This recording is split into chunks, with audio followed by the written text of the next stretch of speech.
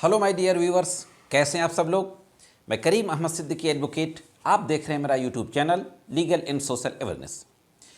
आप सभी ने इलेक्ट्रॉनिक मीडिया और प्रिंट मीडिया के माध्यम से पिछले 2 दिन पहले देखा होगा कि अमेजॉन और फ्यूचर रिटेल ग्रुप, जिसके तहत बिग बाजार स्टोर्स खुले हुए हैं, और रिलायंस रिटेल ग्रुप के बीच में जो डिस्प्यूट था वो सुप्रीम कोर्ट तक पहुंचा और फाइनली सुप्रीम कोर्ट ने अमेजॉन के पक्ष में फैसला सुनाया। आज के इस एपिसोड में मैं इसी डिस्प्यूट और ऑनरेबल सुप्रीम कोर्ट के फैसले के बारे में बहुत ही संक्षिप्त में बात करूंगा। आगामी कुछ मिनट में मैं आपके सामने इन तीनों बिजनेस ग्रुप के बीच में डिस्प्यूट क्या था, किस कानून के तहत ऑनरेबल सुप्रीम कोर्ट ने अमेजॉन के पक्ष में फैसला सुनाया और उसके क्या आधार थे, इन सारी बातों में बहुत ही आसान शब्दों में और बहुत ही संक्षेप में बात करने जा रहा हूं। तो मेरे साथ वीडियो में जुड़े रहें साथियों, और वीडियो को इसको बिल्कुल ना करें क्योंकि बहुत ही इंटरेस्टिंग जानकारी है। और ऑनरेबल सुप्रीम कोर्ट ने अपने इस फैसले से मुकेश अंबानी का जो सपना था बिग बाजार को टेक ओवर करने का, उस सपना को धराशायी कर दिया है। तो दोस्तों, शुरू करते हैं आज का एपिसोड और देखते हैं कि इस संबंध में संपूर्ण जानकारी क्या है। यह कहानी शुरू होती है अगस्त 2019 से। अगस्त 2019 में अमेजॉन और बिग बाजार का जो फ्यूचर रिटेल ग्रुप है उसके बीच में एक एग्रीमेंट होता है। इस एग्रीमेंट के तहत अमेजॉन को फ्यूचर रिटेल ग्रुप का जो यूनिट है फ्यूचर कूपन्स, उसके 49% शेयर्स को खरीदना था। अमेजॉन इस एग्रीमेंट के तहत फ्यूचर कूपन्स के 49% शेयर को खरीद लेता है और 1500 करोड़ रुपया इसकी कीमत भी फ्यूचर ग्रुप को अदा कर देता है। इसके बाद फ्यूचर ग्रुप और रिलायंस ग्रुप के बीच में एक डील हो जाती है और 29 अगस्त 2020 को जो फ्यूचर बिजनेस ग्रुप का जो बोर्ड ऑफ डायरेक्टर था इस डील को भी अप्रूव कर देता है और यह डील 24,713 करोड़ में होती है। यानी रिलायंस जो रिटेल ग्रुप है, रिलायंस रिटेल ग्रुप बिग बाजार खरीदने का सौदा 24,713 करोड़ में कर लेता है। जब यह बात, दोस्तों समझिए इस बात को कि यह सौदा जब होता है जब लास्ट ईयर लॉकडाउन लगा हुआ था और लोग सड़कों पर चल रहे थे। इसके बाद जैसे ही अमेजॉन को यह बात पता चलती है तो अमेजॉन पहुंच जाता है सिंगापुर एक आर्बिट्रेटर के पास। एक इंटरनेशनल इमरजेंसी आर्बिट्रेटर है सिंगापुर में। इंटरनेशनल इमरजेंसी आर्बिट्रेटर के पास अमेजॉन के द्वारा रिलायंस और फ्यूचर ग्रुप के इस समझौते के विरुद्ध ऑब्जेक्शन फाइल किया जाता है और 25 अक्टूबर 2020 को सिंगापुर इमरजेंसी आर्बिट्रेटर ने एक इंटरिम ऑर्डर पास करते हुए रिलायंस और फ्यूचर ग्रुप के बीच में बिग बाजार को खरीदने का जो सौदा हुआ था उसको रोक देता है, उस पर स्टे लगा देता है। इसके बाद दोस्तों जो फ्यूचर रिटेल ग्रुप है वह सिंगापुर इमरजेंसी इंटरनेशनल आर्बिट्रेटर के उस स्टे वाले ऑर्डर को दिल्ली हाई कोर्ट में चुनौती देता है। 21/12/2020 को दिल्ली हाई कोर्ट में सिंगल बेंच के सामने चुनौती दी जाती है।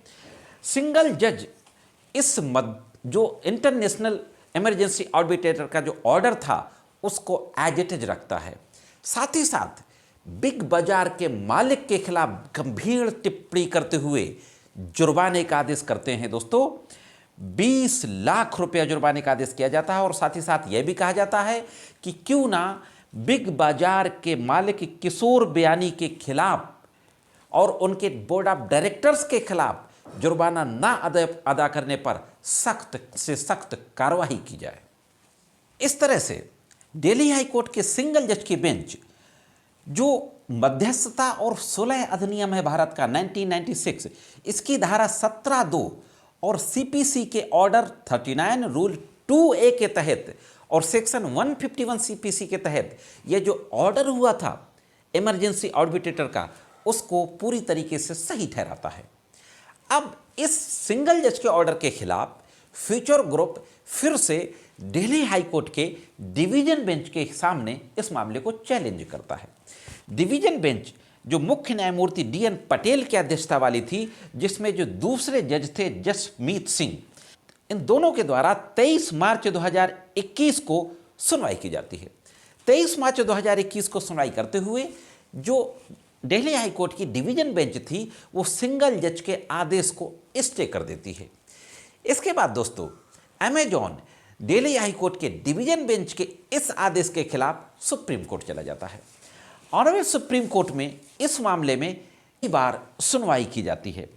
फ्यूचर ग्रुप और रिलायंस के सौदे को सीबी ने भी इस दौरान मंजूरी दे दी, मुंबई स्टॉक एक्सचेंज ने भी मंजूरी दे दी। हालांकि अमेजॉन कंपनी के द्वारा कई रेगुलेटरी इंस्टीट्यूशंस को, जो कॉन्स्टिट्यूशनल इंस्टीट्यूशंस हैं जैसे सेबी हुई, मुंबई स्टॉक एक्सचेंज हुआ और भी कई संस्थाएं हैं, इनको लगातार लेटर लिखा जाता है और यह कहा जाता है कि बिग बाजार और रिलायंस के बीच में जो सौदा हुआ है बिग बाजार को खरीदने का, उस सौदे को रोक दिया जाए।